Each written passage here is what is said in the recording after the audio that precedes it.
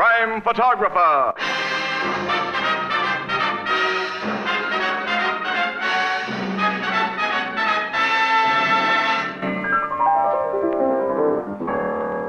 Good evening, ladies and gentlemen. This is Tony Marvin. Every week at this time, bring you another adventure of Casey, Crime Photographer, ace cameraman who covers the crime news of a great city. Written by Alonzo Dean Cole, our adventure for tonight, After Turkey, the Bill.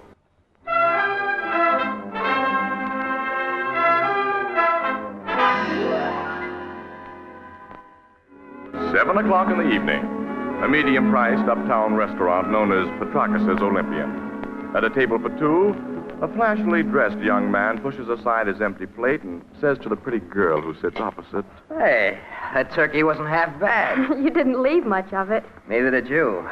Should I order dessert now? Uh-huh. Hey, waiter. Gus, Okay, kid.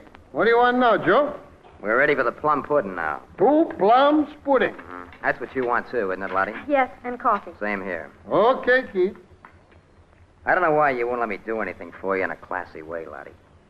I asked you out for a Thanksgiving spread, and you made me bring you to a cheap place like this. Joe, you can't afford to throw your money away. How do you know what I can afford? I may not have as good a job as my cousin Bird yet, but that doesn't What's mean Bird got to do with He's it? got plenty to do with it. If you didn't have to work today, you'd be out with him now instead of me, I know. Bird isn't working tonight, Joe. He came home before we left there. I could have had dinner with him if I'd wanted. Yeah. Oh, don't be like that, please. Why shouldn't I be? While I was away, you and him became awful good friends. We were always friends, the three of us. We grew up on the same block. Yeah, but while I was away, moved into your old man's rooming house so we could be closer friends. Oh, don't start that again tonight. We're out for a pleasant evening, and it has been pleasant so far. Please, Joe. All right. Comes out dessert. 2 plums pudding. And coffee. You know, when you go out with me, Lottie, you're going to get class whether you think I can afford it or not. I'm going to take you to Danceland. I'm going to buy you a whole roll of tickets. Best you'd get out of that tightwad furred is a soda and a movie. All right, that's all now, Gus. Bring me a check, will you? You said it, Joe. All right, Joe, since you won't drop the subject, we'll talk about Bird. Swell. He wants me to marry him. Figured that from that dirty double-crosser. He isn't a double-crosser. He knows I've been going with you since we were kids, that I've always been crazy about you. And while I was taking that bum rap on the reformatory... You didn't take a bum rap, Joe. You asked for what you got. All right, so the cops had the goods on me. That gave Ferd no right It to... gave me a right to do a lot of thinking. Mm-hmm. And so you decided a sneaky yellow drip like my cousin is a better bet than me, huh? I don't think Bird is sneaky or yellow. Oh, you don't, huh? No. And I don't think you're a criminal. It's nice of you to say that. I'm not being nice. I'm saying what I believe. If you make me sure you've learned your lesson, Yeah? you won't have to worry about me liking Ferd or anyone. There's never really been anybody but you, Joe. Only I've got to be sure. How do I make you sure, Lottie? Just show me and Dad that you're steady, that's all. And I've been showing you that since I came back. Didn't I get a job right away? Yes, Joe, but I don't see how you can afford those 2 new suits and that overcoat with what you're making. Oh, I get it. Bird can buy clothes or take you out, and it's okay, isn't it? He's never had trouble with the cops. But the minute I spend an extra buck, you and your old man figure I've glommed it somewhere. Oh, no. Oh, yes. Your old man especially. Hates my insides. He don't want you to have anything to do with it. If Dad hated you, he wouldn't let you stay at our rooming house. He rents rooms and I pay for the one I rent. That's business. And to ease your mind about the extra dough I spent, Lottie, I'm a lucky guy with dice and a good pool player. Here's your check, kid. Thanks, Gus. Pay you so we can get out of here. We're going to Danceland and What? Joe? I haven't got my wallet. Oh, you've lost your money? I don't know. Maybe I left it home. Well, phone Dad. He'll look in your room. Well, if he found it, I'd have to go there for it. It's only a few blocks. You stay here, Lottie, while I go and see... Oh, you don't have to leave the lady here, kid. You're an old customer. I know you come back and pay. Well, thanks, Gus, but I can make better time alone. Hand me my overcoat. Will you from that racket, Steve? Blue in there. Sure. Oh, it's a fancy coat. Nice and bright with red stripes. You got a class, kid. Yeah, but right now I got no dough. I'll come back as soon as I can, Lottie. I hope you find your money. Yeah, I hope so, too. And how?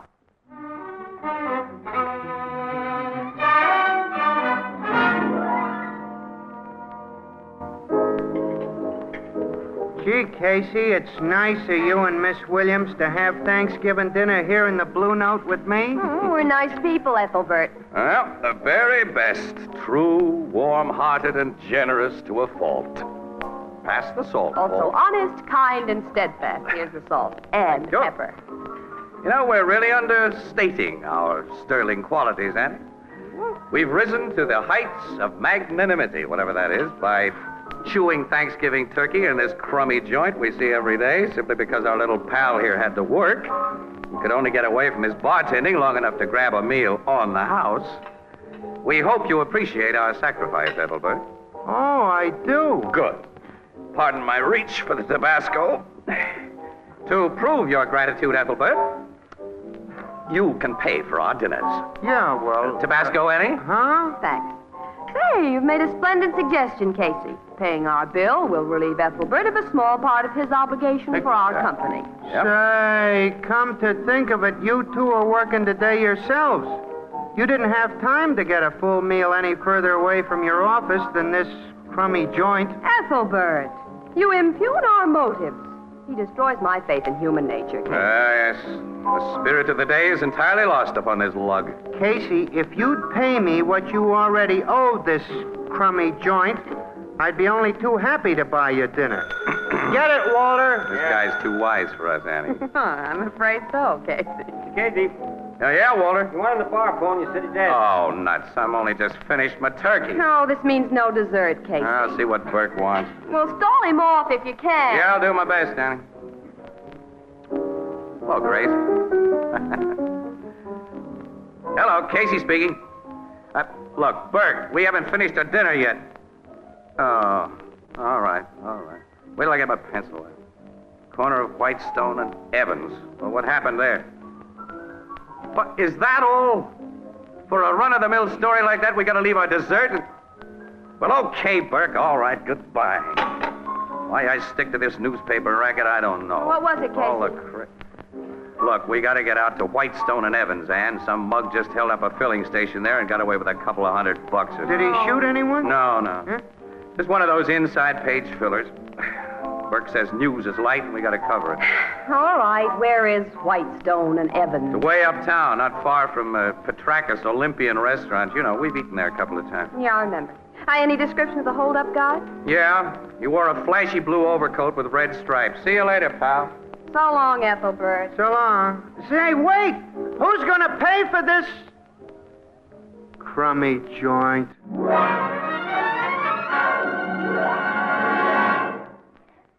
Our story will continue in just a moment.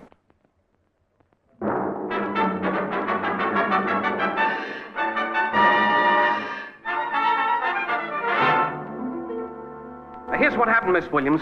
I'm working the station, see? I'm here in the office when this hold-up guy opens the door and says, "Give me your dough." He had a gun, of course. Oh, sure, he had a gun. The time was about 7:15. What did you notice And about the guy aside from his flashy overcoat? Well, he wore his hat pulled down over his eyes, and a handkerchief was tied around the lower part of his face. Also, he worked fast. What'd he do? Well, he told me to get into the gents' the restroom there and to keep quiet. He locked the door on me, and I heard him open up the money drawer there, and then I heard him leave the joint. I started pounding on the door, and after a while, I managed to bust out. That was about 7:15, and then I phoned the cops. You mind if I shoot a picture of that busted door, Sergeant? Go ahead, Casey. Thanks. You'll want to picture me, too, won't you, Mr. Casey? Huh? You? Oh, sure, yeah. The door and you. I'll shoot the door first. It's going to give me old lady a big kick to see me written up on the papers. Hey, was this big puddle of grease in front of this door, Jones, when the hold-up guy locked you in? Oh, yeah. I spilled it there earlier, and I didn't have time to clean it up. Now, the mug must have stepped in it, Casey.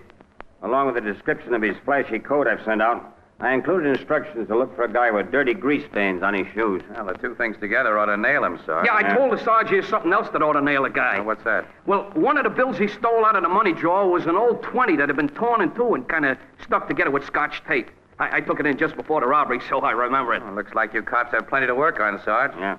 Well, we got all there is, Annie. Let's blow out of here and get back to the Blue Note, get some plum pudding and coffee. Aha, come on. Hey, ain't you going to take my picture first? Oh, yeah. Yeah, I'll kind of stand here by the empty cash drawer, hey, and point my finger at it. Yeah, that'll be original.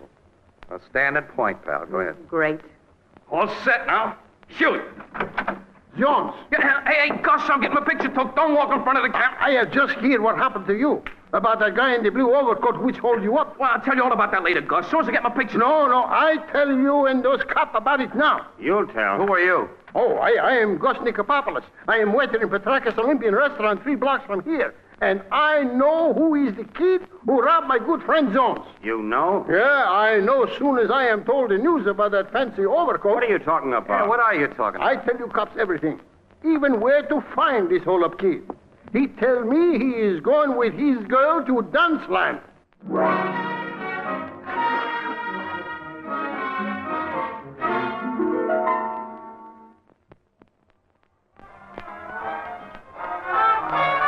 You got no right to pull me off that dance floor, copper. Don't believe this waiter, Sergeant. Joe hasn't held up anybody. We're going to see about that. Close the door, will you, Casey? Okay, Sarge. Now, this overcoat we got from the check room, it's yours, isn't it, Bowers? Yeah, that's my coat. And you, Jones. Say the guy who stuck you up wore a coat just like it? It's the same coat, Sergeant. You're nuts. The store I bought this blanket had a couple of dozen just like it. Now, take it easy, kid. If your story's okay, we'll check on everyone who owns a coat like this. I'm going to search you. While I'm at it, you can tell us what you did after leaving Petraka's restaurant. After you couldn't find your wallet, I mean. I went straight to my room and house. I looked for my dough. Finally, I found it in the dresser drawer. And I came straight back to Petrakis for Lottie. That's Miss Newcomb here. Yeah.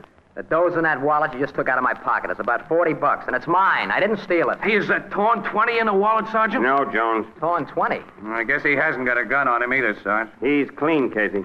Yeah, so are his shoes. Grease would show up plain on those light tans. Well, he may have changed shoes and hidden a few things. Yeah.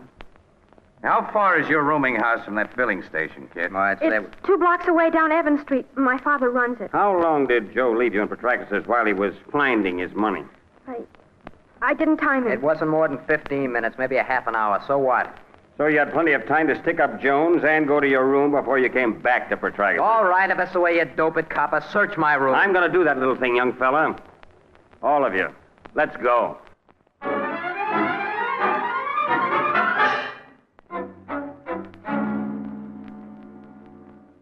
Lottie, why have you and Joe come home with all these people and these policemen? Everything's all right, Dad. They've made a mistake about Joe, but it's going to be all right. A mistake about A Joe? big mistake, Mr. Newcomb. I don't understand. I'm Sergeant Healy, 5th Detective District. There was a stick-up a few blocks from here tonight, and Joe Bowers here is under suspicion. A stick-up? Joe? He didn't do it, Dad. I know he didn't. You were with him, Lottie. You must know. Your daughter wasn't with him for a long half hour. Mr. Newcomb, I haven't taken time to get a search warrant, so I'd like your permission to go over Joe's room. Give him a go-ahead. I have. He'll find nothing to tie me up with any heist job. All right with you, sir? Oh, yes, of course. Thanks. Take me to your room, Bowers. Come on. Everybody else stay here with this uniformed officer. Miss Williams and I'd like to go with you and Joe, Sarge. Okay, Casey. Well, thanks, Sergeant. My room's on the next floor. It's right up those stairs. Well, lead the way, kid. And don't try anything tricky. Why should I try anything? All you got on me is that a stick-up guy wore an overcoat like mine. And that's all you're gonna get. There's the door of my room, cop. Open it. Make yourself at home. Give me your key. The door isn't locked. I never bother. I'll turn on the lights. Now do your stuff. I will. You won't find anything locked up here. 'Cause I got nothing worth stealing. And nothing to hide. Now, if you were going to work in my cousin's room across the hall, you'd need a fistful of keys. He's one of those careful, secretive guys, you know? You got a cousin living across the hall? Yeah, his name's Ferd, or Ferdinand. And is he a crumb? I take it you don't like him. I like him about as much as he likes me, maybe more. Because he's been making a play for my girl. He isn't getting anywhere. How you doing, copper? You see anything of the dough I'm supposed to have stolen, or the gat you think I used in that stick-up? Not yet, kid. And you won't. I'm 100% in the clear. Oh, yeah? How did this get under your carpet? What? Casey. A torn $20 bill. Stuck together with scotch tape. I never saw that bill before. And I think Jones will identify it as the one taken from his cash drawer. Wait a minute. There's more dough under this rug, Sarge. A couple of $100 at least. I spotted it, Casey. I don't know how it got there. I didn't pull that stick-up. Cut the comedy, Joe. This money nails This you. is a frame-up. I tell you, it's a Where'd frame-up. you hide your gun? I never had a gun. I swear I did. Come clean, kid. Where's the gun? Wait a minute. Will you give me a break? Let me think. Let me think a minute. Yeah. Yeah, there's just one mug who'll pull a thing like this. And if you're right, guys, you won't let him get away with it. Question Ferd, Sergeant. Question my cousin Ferd. His room's right across the hall. Might be a good idea, Sergeant. Okay. Let's go over. There's the room. Yes? I'd like to talk to you a minute. This is the police. Just a second. We're just starting to get ready for bed. I'm Detective Sergeant Healy, young man. This is Miss Williams and, Mr. Casey. How are you? Hello there. What do you want? Let me close this door. Your cousin Joe here has made some accusations against you that it's my duty to investigate. Oh, he has he? Do you own an overcoat like Joe's here? Blue with red stripes? An overcoat like that? Or have you ever worn one? I wouldn't wear a zoot blanket like that if you paid me. You say? Yes, I say. Mind if I look around your room? Why? Bert, someone wearing an overcoat like Joe's held up the Whitestone filling station tonight and... What? You know where I bought this coat, Ferd. I think you got one just like it on the QT. I think you slipped my wallet out of my pocket just before I left here with Lottie tonight, so I'd have to leave her and look for it. You were watching the restaurant, and when I left it, you went to that filling Why, station. you're crazy. Sergeant, you can't believe Maybe that. I don't. But I want to search your room. Oh, wait a minute. Huh? Have you got a search warrant? No. Then get out of here. Say. I know my rights. Unlike a certain relative of mine, I've got a clean record. Who are you calling a lousy You, rat? Joe. Boy, I'll knock And your if- teeth out. Cut it up. Cut it, both of you. So you don't want me to search your room, hey, young fella? You heard me before, Sergeant. Hey, pal, wait a minute. You're taking the wrong attitude. If you got nothing to hide, this isn't the way to show it. He's got a good reason for saying you can't search, and I'm going to prove it. Keep out of that closet, Joe. Make me if you can. I'll make you... Hold it, Ferd. Let me go. Come Let out me of there, go. Joe. I'll get a warrant. You I'll won't tell need a you- warrant, Sarge. Look there. What? In the back of his closet, covered with other clothes. Oh. An overcoat like yours. Just like mine. And in its pocket, there's a gun. I never saw that coat before. I never saw that gun. Well, somebody did. Come on. I'm taking you both to headquarters.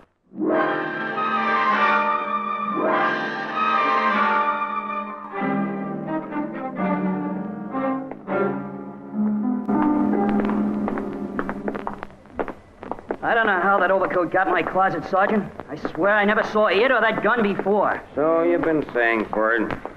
Both of you get into this car. You did this to me, Joe. Sure, I got wise to your frame up, you louse. I threw it right back at you. We'll continue our discussion at the station house. Of course, you'll only hold me long enough to get my testimony. I'll be back home in an hour or so. Maybe. You and Miss Williams tagging along after us, Casey? No, Sarge. I may give you a buzz later, though. We still have our Thanksgiving dinner to finish. So why don't you two get jobs that won't make you work on holidays? Why don't you? You mean like Captain Logan? I've been thinking about it for the last 25 years.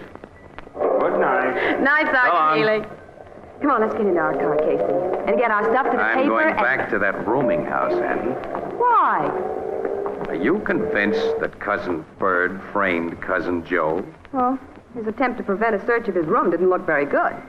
Annie, I'm just thinking. Oh, Joe found that overcoat with what might be called surprising ease. Mm-hmm. It's hard to believe that Joe would invite his own arrest in order to frame his cousin. Why, one little slip. The framer, whoever he is, did make a slip, Annie. His plan didn't anticipate a grease puddle. And he had to get rid of a pair of shoes that may walk back and kick him. Well, none of the shoes in Joe's room or in Ferd's had any grease stains on them. No? Sergeant Healy hasn't forgotten those missing shoes, and he'll be back pretty soon to really look for them. Well, I'm going to start looking right now. I'll ring Newcomb's bell. Sometimes I wish your snooping instincts were more restrained, Casey. I'd like a cup of coffee now and pop... Hi, Mr. Newcomb. Mr. Casey? Yes, may we come in? Of course, but We thought- didn't go with Sergeant Healy and his prisoners. Wanted to ask, how's your daughter now? She wasn't taking this thing very well when we left. Oh, she feels terrible about it. Miss Williams, perhaps a woman can talk to her better than I can. Will you try to convince her that everything will come out all right? Well, I'll gladly try, Mr. Newcomb. She's in our private living room. Yeah, go on in and talk to her alone, Annie. I'll stay here. All right. It breaks my heart to see my girl crying, Mr. Casey. She's all I have. She blames herself for what has happened. It isn't her fault that two young fools became so infatuated with her. I knew they hated each other, but I never anticipated anything like this. No, guess not. Of course, you had some reason for coming back here, Mr. Casey. Yes, I came back to ask your permission. Yes? I want permission to ask a few personal questions between ourselves and off the record. Very well. You haven't wanted Joe for a son-in-law, have you? In my place, would you? The boy has served a reformatory sentence that, according to my observation, has failed to steady him or improve his sense of values. Ferd has been Joe's opposite, I imagine. He always seemed so. Lottie strikes me as a pretty sensible girl, Mr. Newcomb. Unless one of those fellas confesses he framed the other, or it can be definitely proven, she'll doubt both of them too much to marry either one of them. Yes, I think that's so. And as there'll be no confession or definite proof, things should work out exactly as you planned. As I planned? You're the guy behind this double frame-up. Oh, Mr. Casey. You didn't think I'd be back, did you? You shouldn't have changed back into those comfortable old shoes after Sergeant Healy left here. You did a lousy job of cleaning off that grease. Oh, but you held up that filling station and framed both the boys to keep your daughter from marrying either one of them. I was very foolish, wasn't I? Yes, I think so. Shall I call Sergeant Healy? All right. You can call Sergeant Healy, Mr. Casey. I'm ready to confess. Wait a minute. Wait. Let me take a close look at those shoes. What? The pool of grease in that filling station you heard us talk about wasn't deep enough to reach far above the soles of a shoe. Hey. You greased those shoes yourself. You spread it on so thick it covers the toes and heels. I didn't spread it on. Pal, you're a beautiful liar. And I'm a beautiful dope. You greased those shoes and put them on knowing the cops would come back and spot them. You were willing to take the rap. Because your kid is in love with one of those punks. You can't prove that. Nobody can. And when I confess, that's all that's needed. You forget. The police lab will compare the grease on these shoes with a filling station grease, and it won't be the same. And then Sergeant Healy will go right back to work on Joe and Ferd. The police laboratory can tell? Yes, definitely, Mr. Newcomb. But if it couldn't, don't you think your confession would be much harder for your daughter to take than the loss of a little rat she thinks she cares for? But I couldn't bear to see her cry anymore. All I could think of to do was what I tried. You see, I know the guilty boy, Mr. Casey, and she's loved Joe ever since they were children. You know Joe? I found his grease-stained shoes hidden in the cellar tonight. His taste in shoes is like his taste in overcoats, so I could make no mistake. Huh. Well, let's get him and take him to the cops. Later, Mr. Newcomb, your daughter's going to realize that the lowdown she'll get on Joe tonight is a cause for real Thanksgiving.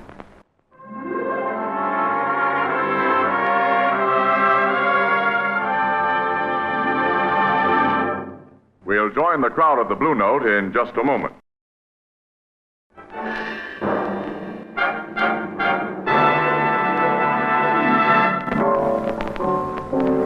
So, the shoes fit Joe and he had to wear them, huh, Casey?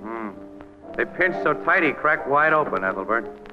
He admitted planting a duplicate of his coat in Ferd's closet, everything. If his scheme had worked, Lottie would never have spoke to Ferd again and she'd have married Joe. Well, that was Joe's idea, Ethelbert, but it worked out in reverse. Lottie sank into Ferd's manly arms when she heard the lowdown, and she seemed very comfortable. Gee, what some guys will do for love. As my sister Edna says, quote, if love didn't make the world go round, there wouldn't be so much dizziness. Unquote. Or so much niceness. Yeah. A grand guy, Lottie's old man. Hey, Annie, what's the matter with us? We got plum pudding and coffee still coming to us. How about it, Ethelbert, huh? Oh, it's about time. Well, what's so funny? There isn't any more.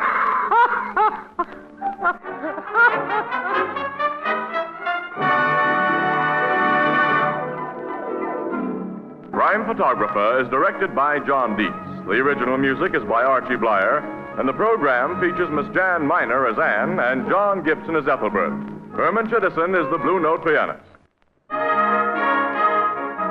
This is Tony Marvin saying good night.